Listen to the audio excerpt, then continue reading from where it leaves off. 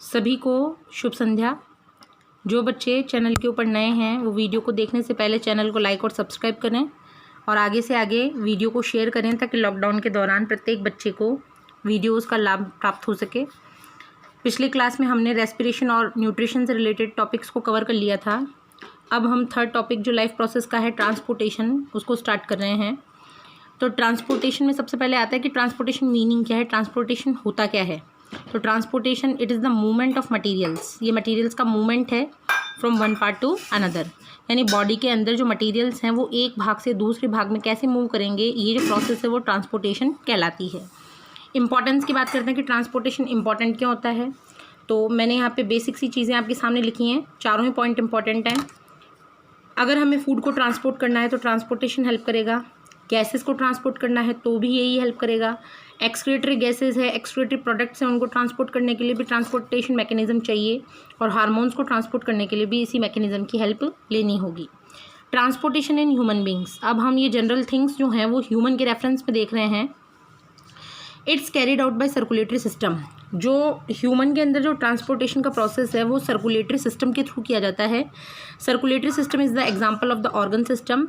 We know that organ system made up from various types of organs, each organ made up from various types of the tissues and each tissue made up from various type of the cells. And examples of the organ system are various in our body like circulatory system, digestive system, respiratory system. In human circulatory system made up from, अब human जो circulation system है, यहाँ से एक question का number आता है कि इसका निर्माण किन किन ऑर्गन से मिलकर होता है। तो पहला होता है हार्ट, दूसरा होता है ब्लड और तीसरा होता है ब्लड वेसल्स। सर्कुलेटरी सिस्टम को दो भागों में डिवाइड किया। पहला है ब्लड वेस्कुलर सिस्टम, जिसके में हमें हार्ट, ब्लड और ब्लड वेसल्स के बारे में पढ़ना है, और दूसरा है लिम्फेटिक सिस्टम, जिसमें हमें लिम्फ वेसल्स और लिम्फेटिक नोड्स के बारे में पढ़ना है। तो सबसे पहले हम ब्लड से ही स्टार्ट करते हैं। What is the blood? Blood क्या होता है? It is fluid connective tissue. आपने 9th क्लास में जो भी एनिमल टिश्यू थे उनके 4 टाइप्स पढ़े थे, epithelial tissue, muscular tissue, connective tissue and neural tissue. तो जब हमने कनेक्टिव टिश्यू पढ़ा 9th क्लास में, तब उसमें बताया था कि ये जो ब्लड होता है it is also a kind of the connective tissue which is the fluid in nature of reddish colour. Colour कैसा होगा इसका? रेड कलर का होगा, बिकॉज ब्लड के अंदर हीमोग्लोबिन नामक रेस्पिरेटरी पिगमेंट पाया जाता है और उसके अंदर आयरन मेटल पाई जाती है। इसी कारण आयरन होने के कारण ही इसका जो ब्लड का कलर है वो रेड कलर का दिखाई देता है। That circulate in the human body, जो ह्यूमन बॉडी के अंदर सर्कुलेट करता है। Supplying nutrient and oxygen to all living cell, सभी लिविंग सेल्स को न्यूट्रिएंट्स और ऑक्सीजन की डिलीवरी करता है। And taking away waste products as well as CO2 from them, और वहाँ से वेस्ट प्रोडक्ट्स को लेकर आता है जिसमें कि कार्बन डाइऑक्साइड भी मुख्य है। The blood carrying oxygen attach to haemoglobin is called oxygenated blood. अब दो शब्द आते हैं, दो टर्म्स काम में आती हैं, ऑक्सीनेटेड और डीऑक्सीनेटेड। तो ऑक्सीनेटेड का मतलब है कि जिसमें ऑक्सीजन हीमोग्लोबिन के साथ जुड़ी हुई है, और डीऑक्सीनेटेड का मतलब है जिसमें कार्बन डाइऑक्साइड हीमोग्लोबिन के साथ जुड़ी हुई है। An adult human has a total 5 to 6 litre of blood. यहाँ से बार बार कॉम्पिटिशन में क्वेश्चन आता है कि एक जो अडल्ट ह्यूमन है उसमें ब्लड का वॉल्यूम कितना होगा। तो वॉल्यूम होगा 5 to 6 litre of blood. Composition की बात करें तो कंपोजिशन जो है, blood made up of 2 components. जो ये ब्लड का निर्माण है वो 2 कंपोनेंट से मिलकर होता है। पहला होता है प्लाज्मा, दूसरा होते हैं ब्लड कार्पस्कल्स।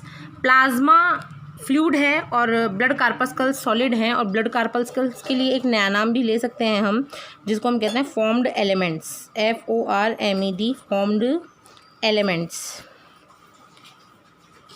ब्लड कार्पस्कल्स या फॉर्म्ड एलिमेंट्स के अंदर आपके 3 RBC, WBC और प्लेटलेट्स। RBC को कहते हैं एरिथ्रोसाइट्स, WBC को कहते हैं ल्यूकोसाइट्स और प्लेटलेट्स को कहते हैं थ्रोम्बोसाइट्स। वो तीनों इसके अंदर आएंगी। और स्टार्टिंग में हम प्लाज्मा देखते हैं। It is the straw coloured, ये हल्के पीले रंग का है। स्लाइटली एल्कलाइन, ये थोड़ा बहुत हल्का एल्कलाइन होता है, मतलब इसकी pH 7.4 के आसपास होती है। मैट्रिक्स ऑफ ब्लड, मैट्रिक्स है आधारी जो इसका भाग है ब्लड का। Contribute 55% of the blood, total blood के अंदर 55% प्लाज्मा होती है, मतलब 5 से 6 लीटर जो ब्लड है उसका 55% सिर्फ और सिर्फ क्या है? Plasma. Plasma consist of 92% water. 55% में भी 92% तो क्या है बच्चों, वाटर है, और बचा हुआ जो 8% सोल्यूट है उसके अंदर प्रोटीन और अदर कंपाउंड्स पाए जाते हैं। तो इस तरीके से ये जो ह्यूमन सर्कुलेटरी सिस्टम के बारे में जनरल थिंग्स थी वो मैंने आपके सामने डिस्कस की।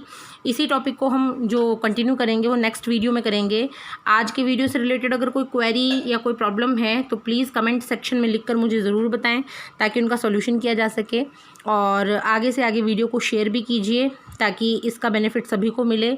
घर पे रहें, सुरक्षित रहें। Have a nice day.